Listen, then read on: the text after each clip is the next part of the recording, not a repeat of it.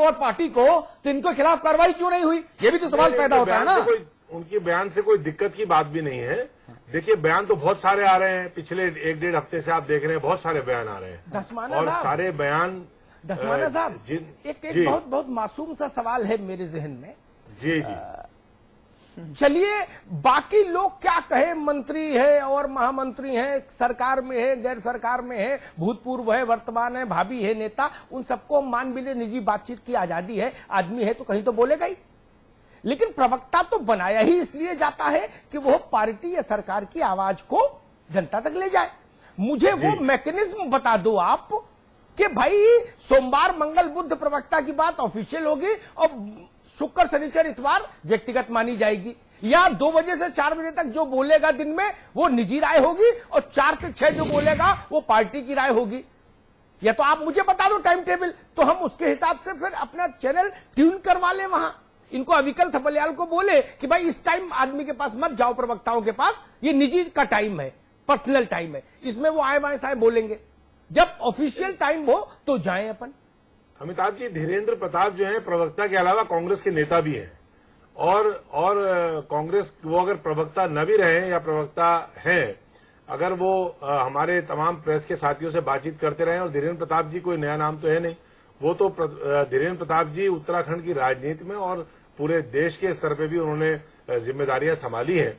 मैं समझता हूं कि जरूरी नहीं है कि हर वक्त जब व्यक्ति अपनी बात कह रहा हो हमेशा उसकी बात जो है आप उसको आधिकारिक रूप से आपने प्रवक्ता के रूप में लिया, लेकिन जैसे ही वो उसकी क्रिया प्रतिक्रिया हमें मालूम पड़ी और जो उनका बयान था उसका मजमून मालूम पड़ा, तो प्रदेश के अध्यक्ष जी ने उसको स्पष्ट कर दिया कि उनका निजी विचार है, वो पार्टी का विचार नहीं है। जो बात यशपाल आर्या जी ने कही, विजय जी ने कही बाद में डैमेज कंट्रोल के चलते, वो बात अगर प्रारंभ में ही धीरेन्द्र प्रताप जी कह देते कि ये जो मैं बोल रहा हूं यह मेरा निजी विचार है, तो विवाद ही नहीं होता। कह देना चाहिए था उनको। लेकिन अगर वो ये डिस्क्लेमर बिना लगाए बोलेंगे तो बयान प्रवक्ता का माना जाएगा। माना चाहिए, जो निजी विचार होते हैं ना वो सार्वजनिक मंचों से उद्धृत नहीं किए जाते। मंच पे 20 चैनल्स के माइक रखे हुए हैं, आपने कोई बात कह दी, जब फजीयत हो रही है तो कह रहे हैं साहब ये तो निजी विचार है। अरे भाई, आप मेरे घर में आप मेरे घर में चाय पीने आइए, तमाम निजता की पराकाष्ठा तक पहुंच जाइए, कोई दिक्कत नहीं है, अगर उससे मैं भी सहमत हूं तो। लेकिन आप सार्वजनिक मंचों पे कुछ बोलेंगे और बाद में जब मामला गले तक आ गया तो साहब ये तो निजी विचार है। ये तो कांग्रेस का पुराना शगल है। मैं केंद्र से लेकर और राज्य तक 50 घटनाएं गिना सकता हूं। मैं उत्तर दे रहा हूं कि बिल्कुल मैं इस बात से आपकी सहमत हूं कि प्रवक्ता के रूप में जो उन्होंने बयान दिया उससे निश्चित तौर पे जो स्थितियां और परिस्थितियां वर्तमान में विद्यमान थी, उस पे जो असर पड़ना था, क्योंकि न तो इसमें अध्यक्ष की सहमति थी, न इसमें माननीय मुख्यमंत्री जी की सहमति थी। क्यों रहे? मुझे याद है उत्तर प्रदेश में मोहन सिंह जी सत्तारूढ़ समाजवादी पार्टी के एक दिग्गज हैं। अमिताभ अग्निहोत्री जी से एक इंटरव्यू में उन्होंने एक ऐसी बात कह दी थी कि पार्टी का फेस लॉस हो गया था। दूसरे दिन शाम को उनको प्रवक्ता पद से हटा दिया। खुद मुलायम सिंह जी ने, राम गोपाल जी ने ऐलान किया, मुलायम सिंह जी की चिट्ठी थी अमिताभ जी के साथ इंटरव्यू में, वो 2 दिन के भीतर 48 घंटे नहीं हुए इंटरव्यू टेलीकास्ट हुआ, उनको लिखित में माफी मांगनी पड़ी, बयान देना पड़ा और उनको हटा दिया गया।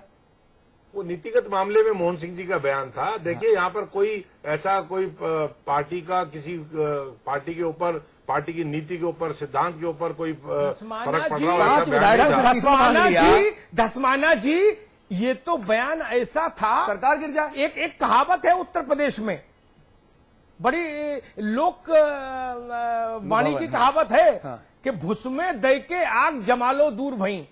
जी। भूसे में जलती हुई माचिस की तीली फेंक के भाग जाओ, अरे पूरी बकरी जल जाती है भगवान। सरकार धराशायी हो जाती, सरकार दुर्घटना सावधानी हटी, दुर्घटना घटी।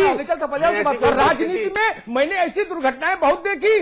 2 सिपाहियों ने चंद्रशेखर की सरकार खा ली थी।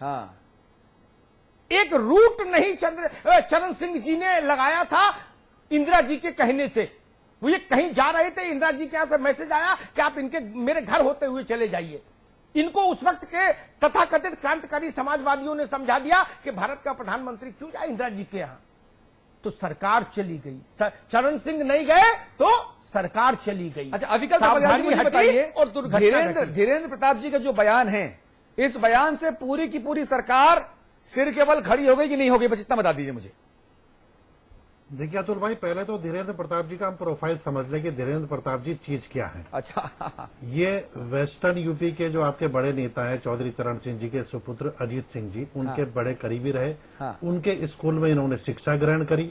उसके बाद ये हरीश रावत जी के बिल्कुल राम बलराम टाइप योद्धा थे। हाँ। उनके स्कूल में भी उन्होंने राजनीति का कखरा सीखा।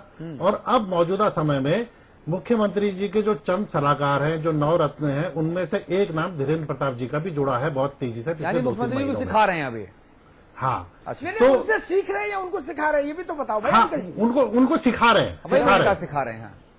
सीख नहीं रहे, सिखा रहे हैं। नहीं, सीख इसलिए मैंने जिसने सीखा हरीश जी से और अजीत सिंह से, और सिखा रहे हैं बहुगुणा जी को। गजब समीकरण बिल्कुल भाई। सिखा रहे हैं। हाँ, इसीलिए मैंने अमिताभ जी इनके प्रोफाइल पे थोड़ी सी नजर डाली है कि इनका प्रोफाइल ये है जी। कि ये हल्के फुल्के नहीं है और बहुत सोच समझ के दिमाग से बोलने वाले, पॉलिटिकल बयान देने वाले धुरंधर खिलाड़ी हैं। और अमिताभ बयान जी के बहादुर 22 है। वर्ष पुराने मित्र हैं। मेरा इनसे 20-22 वर्ष का रिश्ता है।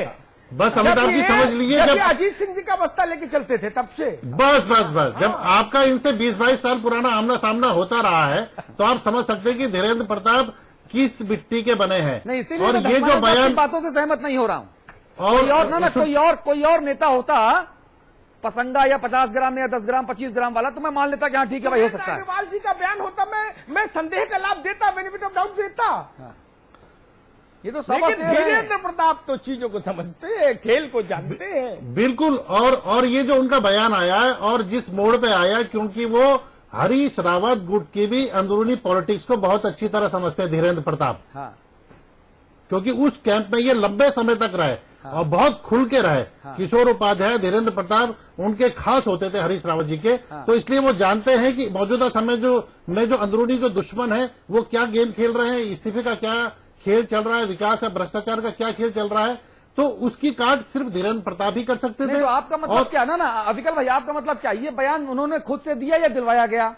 उनको देखिए, मैं कह रहा हूं कि इस बयान को सोच समझ के दिया गया है, पीछे से पूरी फोर्स लगी है और उनको ये बताया गया कि ये इस तरीके का बयान दीजिए कि अगर आपको इस्तीफा देना है तो दीजिए। अगर आप सरकार से सहमत नहीं है तो जिस सरकारी पदों पे आप बैठे हैं, जो लाल बत्तियां मुख्यमंत्री बहुगुणा जी ने उन्हें बांटी है, जो भी नाराज है उससे पहले आप इस्तीफा दीजिए और फिर बात करिए। अगर आपको क्या ये बयान अविकल भाई ठीक वैसे ही था कि चोर से कहे चोरी कर, साहूकार से कहे जागत रहे, चोर आवत है? क्या ये वो वाला बयान था? वही वाला था। इसकी ध्वनि वही गई और इसकी जो ध्वनि गई उससे जो दूसरा कैंप था वो बहुत विचलित हुआ। हाँ। क्योंकि इन्होंने सीधा चोट उनके सीने पे करी है। इस बयान को देखिए, आप वाली कुर्सी छोड़ दीजिए पहले। हाँ। मतलब जब मुख्यमंत्री पर कर रहे थे, ये एक्यूपंक्चर की चिकित्सा कर रहे थे। सुई तेज बिल्कुल करी इन्होंने, सुई तेज घुस गई। और जो फुंसी थी ये फोड़ा बन गया है। हाँ। कांग्रेस में जो फुंसी पनप रही थी कि फुंसी का इलाज होगा, ये फोड़ा बना दिया। अच्छा अविकल भाई, इसी फुंसी या इसी फोड़े की वजह से धस्माना साहब की हार भी हुई, ये भी लोग कहते हैं। हाँ, अच्छा, धस्माना साहब आज हमारे स्टूडियो में आए हैं और शायद नगर निगम चुनाव के बाद पहली बार आए हैं। हाँ। और जिस तरीके से धस्माना साहब यहाँ पे बात कर रहे हैं, तो इनसे भी हमारा सवाल है कि जब आप हारे, उसके पीछे जो कारक थे, जो नेता अभिनेता आपने इंगित किए, टारगेट किए, प्रेस कॉन्फ्रेंस की, उनके खिलाफ क्या हुआ धस्माना जी? उनके खिलाफ भी तो कुछ नहीं हुआ जो आप यहाँ पे इस समय नहीं, कुछ नहीं बोलेंगे, ये आपसे व्यक्तिगत तौर पे बोलेंगे। जी आप फंसाओ नहीं धस्माना जी को ना, हमारे मेहमान है, पहली बार आए, आप फिर झमेले में डाल दोगे इनको भी। धीरेन्द्र प्रताप बनाओगे आप ना धस्माना जी। धीरेन्द्र प्रताप जी की एक बात मैं और बता दूं, अभी 4 दिन पहले मैंने जब बयान सुना तो मैं हंसते हंसते लोटपोट हो गया, फिर उस पर बिग बुलेटिन रखवाया। मुख्यमंत्री जी ने कहा कि मैं बाघ हूं, हरीश जी ने कहा मैं हिरन हूं। धीरेन्द्र प्रताप से प्रवक्ता के नाते हमारे संवाददाता ने पूछा कि भाई मुख्यमंत्री जी कह रहे मैं बाघ हूं, हरीश जी कह रहे मैं हिरन हूं, आप क्या कहेंगे? तो इन्होंने मालूम क्या जवाब दिया? इन्होंने कहा ये उत्तराखंड के मुख्य वन संरक्षक से संबंधित सवाल है, उनसे पूछा जाए। रावत जी से पूछो। बताइए। उनका सेंस ऑफ ह्यूमर ऐसे प्रवक्ता, यानी अब विजय जी का और हरीश जी के बयानों पर उत्तराखंड के मुख्य वन संरक्षक उत्तर देंगे? क्या कहना चाह रहे थे ये? अमिताभ जी, मुख्यमंत्री जी ने कहीं किसी चैनल में, किसी प्रिंट मीडिया में ये बात नहीं कही कि मैं बाघ हूं, मैं टाइगर हूं, कहीं नहीं कहा। और उन्होंने इस बात को स्पष्ट भी कर दिया कि उन्होंने इस बात को इस तरह से कहा था कि मैं टाइगर से प्रेरणा लेता हूं। नहीं, ये बाद में कहा टाइगर से प्रेरणा लेता हूं। और लेकिन सुनिए, कहीं आप सुनिए उनका एक बयान, मुझे आप एक बयान सुना दीजिए जहां अरे उन्होंने भाई कहा साहब, कि मैं शेर होने टाइगर में हूं। दिक्कत क्या? दुनिया बोलती भाई साहब, ये दिलेर है, ये शेर दिल है। धसमाना जी, ये आपत्ति मुझसे कहने की बजाय शो के बाद हरीश जी को फोन लगाइएगा। हरीश जी की बाइट एग्जैक्ट ये थी कि मुख्यमंत्री ने कहा कि भाई मैं बाघ हूं, तो उन्होंने कहा बाघ, तो फिर उन्होंने हाथ ऐसे किया, यूं यूं झपट्टा मारता है। और हम तो हिरन है भाई, 40 साल से चढ़ उतर रहे हैं। तो पहले तो हरीश जी को करेक्ट करिए कि भाई मुख्यमंत्री जी ने ऐसा नहीं कहा, आपने ऐसा क्यों बोला। हरीश जी ने भी बयान पढ़ करके अखबारों से, और जब चैनल वालों ने उनसे पूछा तभी ये बात कही। तो आपको पहले उनको करेक्ट करना चाहिए ना, रावत जी को, उनको फोन लगाइए। नहीं, मैं और मुख्यमंत्री जी ने अगले दिन फिर सवाल फिर कहा कि मेरे पास वन विभाग भी, अगर मैं सही याद कर रहा हूं अविकल जी, ऐसा वन विभाग या पर्यावरण विभाग कुछ बताया कि मेरे पास है, पर्यावरण बताया है। और उन्होंने कहा मैं जिम कॉर्बेट भी जाता हूं और मुझे बाघों से प्रेरणा मिलती है। यानी बाघ का मोह फिर भी नहीं छोड़ा, नेक्स्ट डे बाघ के साथ उत्तराखंड के लोगों वो को- एसोसिएटेड फिर खड़े हुए। अमिताभ जी, पूरे उत्तराखंड में 67% लैंड जो है वो फॉरेस्ट की है। लेकिन अच्छा, बाघ इतना ना, तो क्या इंसान भी जानवर बन गए और उत्तराखंड के हैं? इंसान लोगों भी को जानवर बाघों बनते से- जा रहे हैं। उत्तराखंड के लोगों का बाघों से चोली दामन का साथ है। अच्छा, और हिरन से, जी, हिरन से हिरन भी बिल्कुल, हिरन और बाघ का तो सह अस्तित्व है नहीं, पहाड़ में। संभाल के बोलिएगा, कांग्रेस में रहना है धसमाना जी। आपको जी। हिरन को भी नमस्ते करना है और बाघ को भी, ये ध्यान हमको रखिए। दोनों को प्रणाम करना है हमें। हाँ, दोनों को, और दोनों को बराबर तिलक लगाइए। हाँ नहीं, तब आपका अस्तित्व बना रहेगा, सह अस्तित्व। क्योंकि सड़क के किनारे लिखा होता ना, सावधानी हटी दुर्घटना घटी। बिल्कुल निश्चित तौर पे। नहीं, चूंकि एक कहावत सुनी होगी आपने कि धोबी से न जीते गधे के कान मरोड़े। अमिताभ जी, संवाद की टिप्पणी। हरीश रावत अभी कल जी, कुछ कह रहे हैं। हरीश रावत जी हिरणों के मुखिया है। हाँ। तो हिरणों का मुखिया कोई 12 सिंगा ही हो सकता है। हाँ, अब 12 सिंगा है और उसने अगर सींग विंग हिला दिया थोड़ा बहुत, तो उलट पुलट भी हो जाएगा फिर तो फटाफट। नहीं, डिस्कवरी चैनल में देखा हमने, एक ऐसा नहीं, वीडियो ऐसा पड़ा है नहीं, वहां पे, जहां पे टाइगर हिरणों ने घेर के पीछे। एक घायल बाघ का शिकार किया था। एक वीडियो पड़ा है उसमें। घेर लेते हैं बिल्कुल। अब तो संवाद की टिप्पणी। देखिए, मूल बात थी जिस पर हम लोग आज चर्चा करने एकत्र हुए थे, वो नाजुक सवाल था। पार्टी को इतनी अनुशासन की लक्ष्मण रेखा का ख्याल रखना चाहिए। और हद तो ये हो गई धसमाना साहब, हमारे दोस्त धीरेन्द्र जी अनुशासन समिति की मेंबर है। हालांकि मैं तो उत्तराखंड कांग्रेस की अनुशासन समिति को बिजी विदाउट वर्क कमेटी मानता हूं। चुटकुला इससे ज्यादा चुटकुला कमेटी कोई दूसरी है नहीं उत्तराखंड में, जिसके अध्यक्ष के पास कोई पावर नहीं। वो चिट्ठी लिख के डिस्पैच नहीं करा पाते, तब तक चिट्ठी कैंसिल हो जाती है, मजमून ही उसका रद्द हो जाता है। लेकिन फिर भी रस्मी तौर पर ही सही, मांग में सिंदूर तो भरे है ना अनुशासन समिति का। अनुशासन समिति का सदस्य ऐसी वाणी बोले जिससे पार्टी में रार बढ़े, तकरार बढ़े और अस्थिर सरकार और अस्थिर हो जाए। और फिर भी वो व्यक्ति कंटिन्यू करे। वहां पर फिर मुझे अविकल थपलियाल की बात को स्मरण करना पड़ता है मजबूरी में, कि अगर ये धीरेन्द्र प्रताप जी का अपना बयान होता तो अब तक धीरेन्द्र प्रताप जी की शहादत हो गई होती, राजनीतिक शहादत। कितना समय लगता है एक धीरेन्द्र प्रताप को हटाने में? सत्ता निष्ठुर होती है, धीरे आप मुझसे अच्छा जानते हैं धसमाना जी, सत्ता कभी लिहाज करती है? इंदिरा जी के समय से लेकर आज तक उठा के देख लीजिए, बड़े बड़े तीरंदाज, ये तो धीरेन्द्र प्रताप जी हैं, बड़े बड़े तीरंदाज शहीद हो गए सेकंड्स में। हो गए कि नहीं हो गए? नाम लेने की तो जरूरत नहीं। राणा की पुतली फिरी नहीं तब तक चेतक मुड़ जाता था। तो अगर आज भी ताल ठोक रहे हैं हमारे दोस्त धीरेन्द्र भाई, तो इसका मतलब कहीं से तो इनको ताकत का इंजेक्शन, या इंजेक्शन नहीं भी मानो तो किसी ने इनको हॉर्लिक्स तो पिलाया ना, इतना तो मानिए। ये हॉर्लिक्स ठीक नहीं है पिलाना। इससे उत्तराखंड में अस्थिरता बढ़ती है। इस तरह के बयानों से विकास प्रभावित होता है, जनता का हित प्रभावित होता है।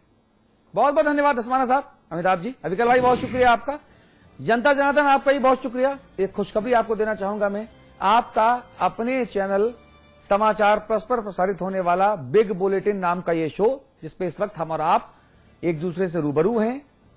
ये उत्तर प्रदेश और उत्तराखंड की 23 करोड़ जनता ने, दर्शकों ने इस शो को नंबर 1 शो बनाया है। टाइम के जो ताजा आंकड़े आए हैं उसमें यूपी उत्तराखंड में आपका अपना हमारा बिग बुलेटिन शो ये नंबर 1 शो